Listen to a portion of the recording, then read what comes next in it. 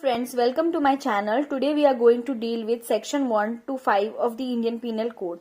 Protection of individual rights and enforcement of law by courts are termed as the administration of justice. It has two parts, natural justice and legal justice. Under legal justice comes the civil and criminal justice. Criminal justice is to regulate public wrong. All acts punishable under IPC are called as offence. Section 1 to 5 lays down the provisions relating to the title, extent, operation and jurisdiction of the code. Section 1 contains the title and extent of operation of the code. Section 2 provides for the punishment with respect to offence committed within India. Section 3 confers on the criminal court power to extend jurisdiction over offences committed beyond India. Section 4 provides for the extension of courts to extraterritorial offence. Section 5 makes a provisions to certain laws not to be affected by this act. Title, extent and operation.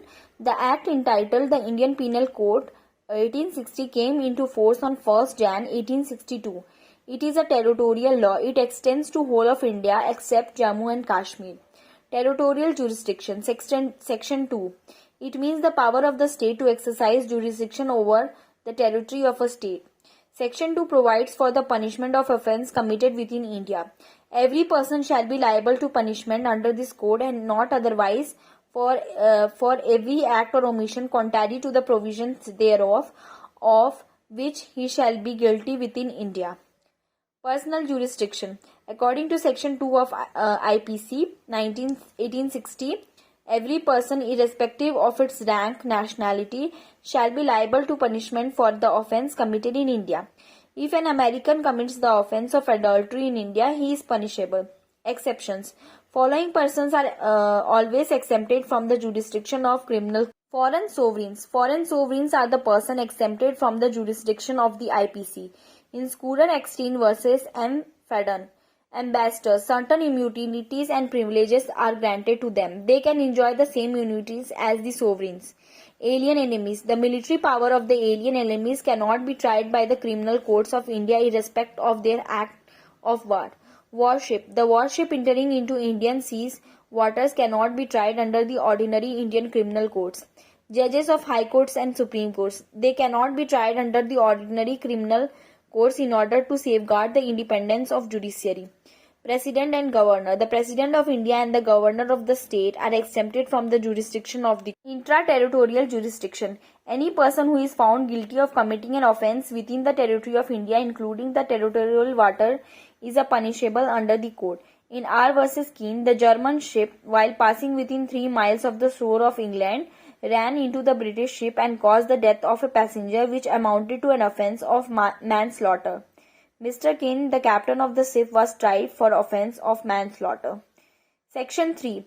Punishment of an offence committed beyond but which by law may be tried within India.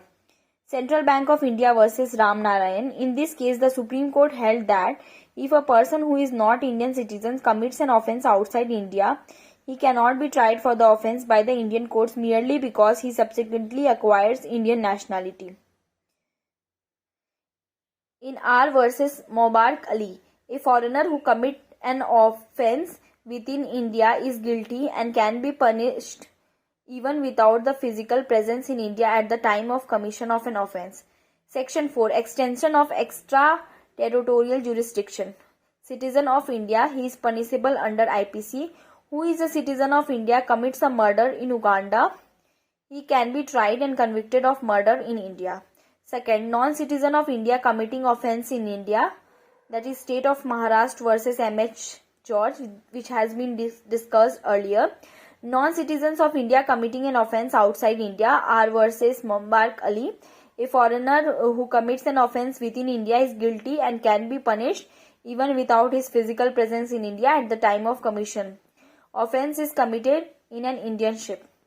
Section 4 Clause 2. Section 4 Clause 2 of the Code confers on Indian Court the power to extend jurisdiction over offence committed in Indian ships on high seas, offence committed on foreign ships in Indian territorial waters, piracy. Section 5. Certain laws not to be affected by this Act. Nothing in this Act shall affect the provisions of any Act for punishing of officers, soldiers, sailors, armies in the service of Government of India. In the following cases, IPC is not applicable: martial law, act of state, any special laws.